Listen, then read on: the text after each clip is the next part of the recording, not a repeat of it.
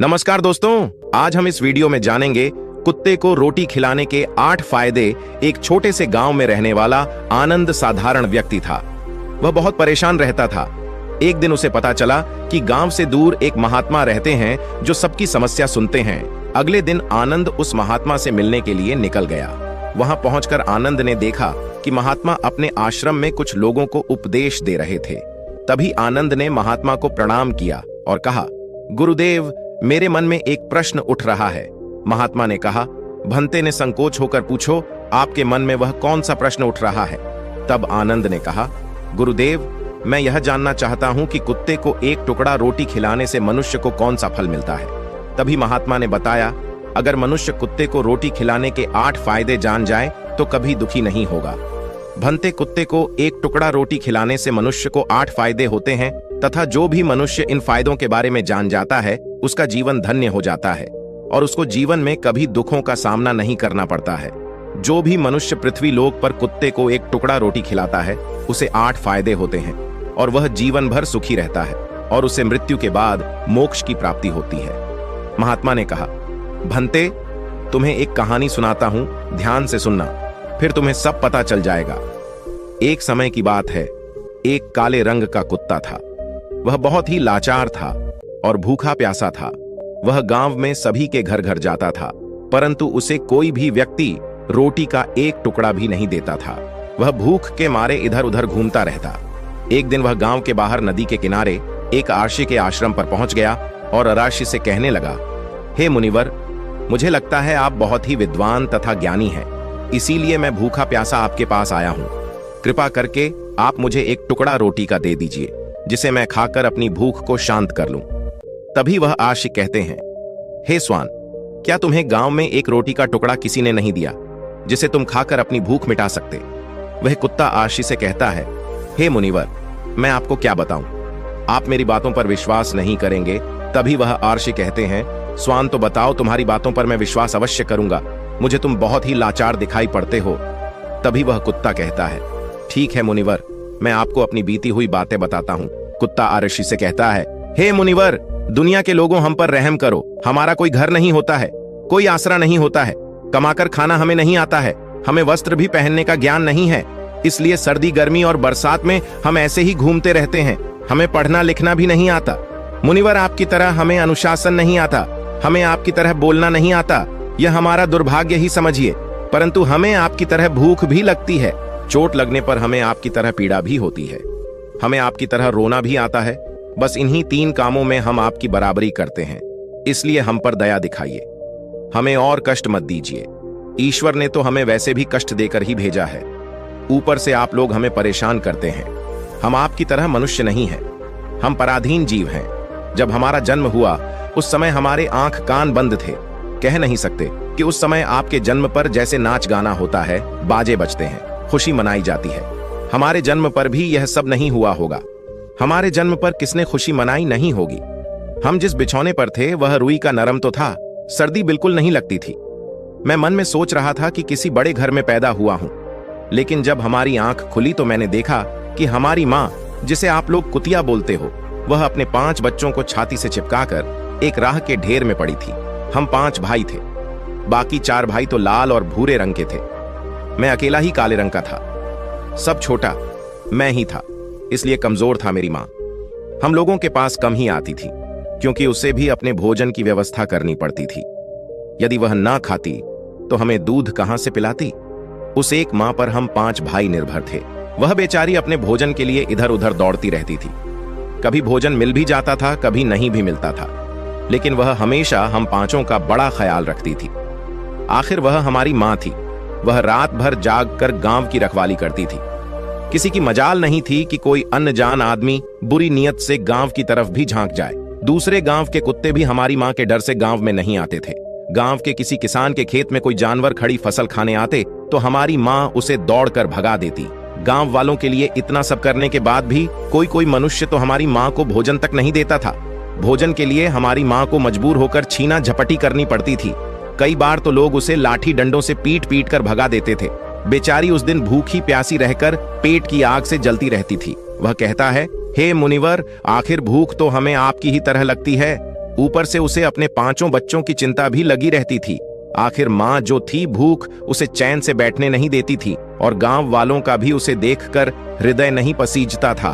तो बेबस होकर उन लोगों के घरों में मैं चोरी से घूस पड़ता था और खाने की कोई चीज मिल जाती तो उसे खाकर अपने पेट की आग बुझा लेती थी। कई बार तो लोग उसे खाने की वस्तु ले जाते हुए देखते तो लाठी डंडे लेकर उसके पीछे पड़ जाते।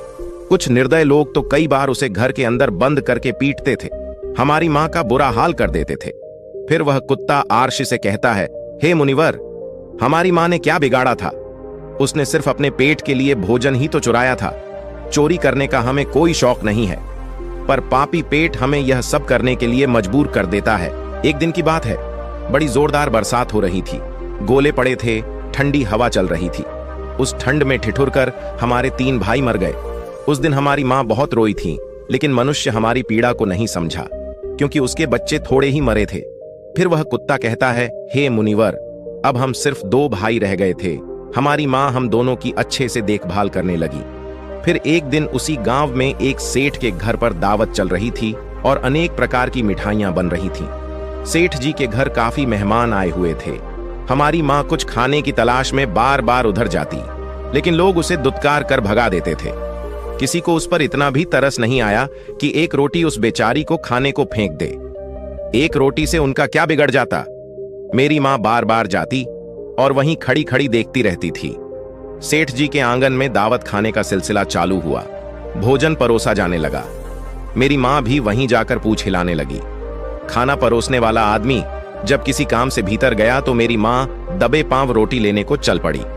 फिर दूसरे आदमी ने मेरी माँ को जाते हुए देख लिया तो चारों ओर से लोग चिल्ला चिल्लाकर उसकी तरफ भागे। मेरी माँ उनकी चीख सुनकर घबरा गई। 2-3 आदमी लाठी लेकर उसके पीछे बड़े बेहर से दौड़े। मेरी माँ वहां से घबराकर भागने लगी, परंतु उसे वहां से निकलने का कोई रास्ता नहीं मिला, क्योंकि सामने से लोग लाठी डंडे लेकर आ रहे थे। तभी मेरी माँ वहां पर जो लोग भोजन कर रहे थे उनको लांघ कर निकल गई। आगे वह कुत्ता कहता है, हे मुनिवर, मेरी माँ अपने निकलने पर इतनी हैरान नहीं थी जितनी कि उन लोगों को देखकर हुई थी जो वहां पर दावत खा रहे थे। वह सब उठकर खड़े हो गए। उन्होंने भोजन करना छोड़ दिया और कहने लगे कि कुतिया के लांग जा जाने के कारण भोजन भ्रष्ट हो गया है। सब एक दूसरे से विचार विमर्श कर रहे थे कि अब क्या किया जाए, खाना तो सब खराब हो गया है। फिर सेठ जी फूट फूट कर रोने लगे। कुछ लोग तो यह भी कह रहे थे कि भाई, कुतिया के लाने से भोजन खराब कैसे हो गया? उसने खाने में या पतलों में मुंह थोड़ी डाला है, सिर्फ ऊपर से लांग कर ही तो गई है। और कहने लगे, शहरों में तो लोग कुत्ते को पालकर घर के अंदर सुलाते भी हैं और खिलाते भी हैं, तो इसमें कोई बुरी बात नहीं है। अगर कुतिया लांघ कर गई है तो भोजन खराब नहीं हुआ है। लेकिन उनमें से कुछ लोग बड़े घरों से ताल्लुक रखते थे, उन्होंने एक भी नहीं चलने दी। कह रहे थे कि भोजन तो भ्रष्ट हो गया है, यह हमारे खाने के लायक नहीं है। आखिरकार उन्हीं की बात मानी गई। अब तो वह सारा भोजन गरीबों में बांट दिया गया। उस दिन तो मेरी माँ को खूब पेट भर के खाना मिला था। ऐसा सुख उसने जीवन में कभी नहीं पाया था, लेकिन वह सुख उसके लिए बड़ी मुसीबत बन गया। वह भोजन करके वहां आराम से लेटी ही थी, उतने में वह सेठ डंडा लेकर वहां आ पहुंचा और उसे बुरी तरह से पीटने लगा। उसे वहां से भागने का भी कोई अवसर नहीं मिल पाया। डंडों की चोट से वह बुरी तरह से चिल्लाने लगी। माँ का विलाप सुनकर पत्थर भी पिघल जाता है, पर उस निर्दय को उस पर जरा भी रहम नहीं आया। वह उसे कठोरता पूर्वक पीटता रहा। माँ का वह सौर पूरे गांव में सुनाई दे रहा था। तब कुछ लोग आए और उसे समझाते हुए बोले, सेठ जी, जाने दो, भूख में तो आदमी की भी बुद्धि भ्रष्ट हो जाती है। ये तो एक पशु है, इसे अच्छे बुरे का क्या ज्ञान? अब इसे मारकर आपको क्या मिलेगा? जो होना था सो हो गया। लोगों के समझाने के बाद उसने हमारी माँ को पीटना बंद किया। फिर बड़ी मुश्किल हालात में वह हमारे पास आई। माँ ने आकर सारी कहानी हम दोनों भाइयों को सुनाई। हमने सोचा कि कितना कष्ट भरा है। हम कुत्तों का जीवन आदमी एक रोटी के टुकड़े के बदले एक चोर को जितना पीटता है, बेकार है। ऐसे लोग जो हम लोगों की पीड़ा को नहीं समझते। वह कुत्ता कहता है, मुनिवर, एक दिन की बात है। उसी गांव के बाहर एक ब्राह्मण आकर ठहरा हुआ था। उसने अपने भोजन के लिए एक जगह चुल्ला बनाया और उस पर दाल बनाने के लिए रख दी। उसके बाद आटा गोद कर रख दिया। वह वहीं पास में कुएं पर पानी लेने चला गया। इधर कहीं से मेरी माँ भी घूमती हुई वहीं पहुंच गई। उसने आटे को देखा तो सोचने लगी कि शायद इस आटे का कोई मालिक नहीं है। यही सोचकर वह उस आटे को खाने लगी। उधर उस ब्राह्मण ने कुएं के पास से देखा कि उसका आटा एक कुतिया खा रही है, तो वह बड़ा दुखी हुआ। वह बेचारा रोने लगा, क्योंकि वह भी 2 दिनों का भूखा और थका हुआ था। कुछ लोगों ने उसे कहा, अरे ब्राह्मण देवता, इस कुतिया ने तुम्हारा भी आटा बिगाड़ दिया। कल तो इसने ने सेठ जी की पूरी रसोई बिगाड़ कर रख दी। ब्राह्मण दुखी होता हुआ बोला, भाई मुझे क्या मालूम था, यह दुष्ट कुतिया मेरे आटे को खाने के लिए घात लगाए बैठी है। ब्राह्मण ने ना आव देखा न ताव लाठी लेकर उस कुतिया के ऊपर टूट पड़ा। मां उस आटे को ठीक से खा भी नहीं पाई थी, पर उससे ज्यादा की उस पर लाठी बरस गई। महीनों तक मेरी मां लड़खड़ाते हुई घूमती रही। तब उस दिन समझ में आया कि आदमी कितना खुदगर्ज है। हम उसका कोई भी कार्य करते हैं तो भी वह हमें नहीं समझता। आगे वह कुत्ता कहता है, हे मुनिवर, हमारी कमी यह है कि हम उन्हीं मतलबी इंसानों के अधीन रहना चाहते हैं जो हमें कष्ट देता है, जो हमें प्यार से खिलाता है। हम उसके कितने काम आते हैं यह नहीं पता।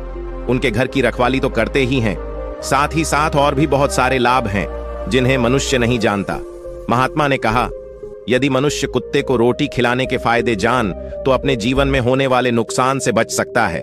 आज मैं आपको बताऊंगा कुत्ते को रोटी खिलाने के 8 फायदे। मनुष्य को पता नहीं है कि जब भी घर में रोटी बनाई जाती है तो सबसे पहली रोटी गौ माता की होती है और पिछली रोटी कुत्ते की होती है। महात्मा ने कहा, ऐसा ही विधान भगवान ने बनाया था, लेकिन भगवान के बनाए उस विधान को भूलकर मनुष्य अगली और पिछली रोटी स्वयं ही खा जाता है। इसका दुष्प्रभाव उसके जीवन पर पड़ता है। कुत्ता वह प्राणी है जिसको रोटी खिलाने से मनुष्य के जीवन में पड़ने वाले ग्रहों के दोष भी दूर हो जाते हैं। महात्मा ने कहा, कुत्ते को रोटी खिलाने का पहला फायदा, कुत्ते को रोटी खिलाने से क्षण का नकारात्मक प्रभाव कम हो जाता है। शनि ग्रह जब अपनी दृष्टि डालता है तो हर मनुष्य बर्बाद हो जाता है। जिस व्यक्ति पर उनकी महादशा का आरंभ हो जाता है तो बने बनाए काम अपने आप बिगड़ने लगते हैं और वह मनुष्य आर्थिक तंगी का शिकार हो जाता है। उस स्थिति में व्यक्ति यदि कुत्ते को रोटी खिलाता है तो उस पर कर्ण का दुष्प्रभाव बहुत ही कम हो जाता है। कुत्ते को रोटी खिलाने का दूसरा फायदा, कुत्ते को रोटी खिलाने से भाग्य आपके पक्ष में हो जाता है। आपके घर के अंदर नकारात्मक शक्ति नष्ट हो जाती है। कुत्ते को रोटी खिलाने का तीसरा फायदा, कुत्ते को रोटी खिलाने से माता लक्ष्मी प्रसन्न हो जाती है और आपके घर में धन दौलत की कभी कमी नहीं रहती है। कुत्ते को रोटी खिलाने का चौथा फायदा, कुत्ते को रोटी खिलाने से आपके ऊपर कर्ज नहीं चढ़ता और जो पहले से आप कर्जदार हैं उससे भी मुक्ति मिल जाती है। कुत्ते को रोटी खिलाने का पांचवा फायदा, कुत्ते को सुबह शाम भोजन देने से आपका व्यापार बहुत अच्छे से चलता है। को रोटी खिलाने का छठा फायदा, कुत्ते को रोटी देने से आपकी आयु में वृद्धि होती है और अटका हुआ धन वापस मिल जाता है। कुत्ते को रोटी खिलाने का सातवां फायदा, कुत्ते को रोटी देने से हमेशा आपका स्वास्थ्य अच्छा बना रहता है और मानसिक रूप से आप मजबूत रहते हैं। आपका मन हमेशा ऊर्जावान रहता है, अच्छे विचार आपके मन के अंदर आते हैं। कुत्ते को रोटी खिलाने का आठवां फायदा, कुत्ते को रोटी खिलाने से भगवान प्रसन्न रहते हैं, क्योंकि भगवान को समस्त जीवों की चिंता रहती है और जो समस्त जीवों पर दया खाता है भगवान भी उस मनुष्य से हमेशा प्रसन्न रहते हैं। भगवान की कृपा सदैव उस परिवार पर बनी रहती है। आपने अपने बूढ़े बड़ों से सुना होगा, कहते हैं कि जब कुत्ता रोता है तो अब असगुन होता है, कोई संकट आता है, किसी की मृत्यु होती है, इसलिए कुत्ते को कभी रुलाना नहीं चाहिए। इस प्रकार से महात्मा ने आनंद को कुत्ते को रोटी खिलाने के 8 फायदे बताए और जो भी मनुष्य कुत्ते को भी रोटी खिलाता है तो उसे इन 8 फायदों का फल प्राप्त होता है। तो दोस्तों, कैसी लगी आपको यह कहानी? आप हमें कमेंट सेक्शन में जरूर बताना और अच्छी लगी हो तो इस चैनल को सब्सक्राइब जरूर कर लेना।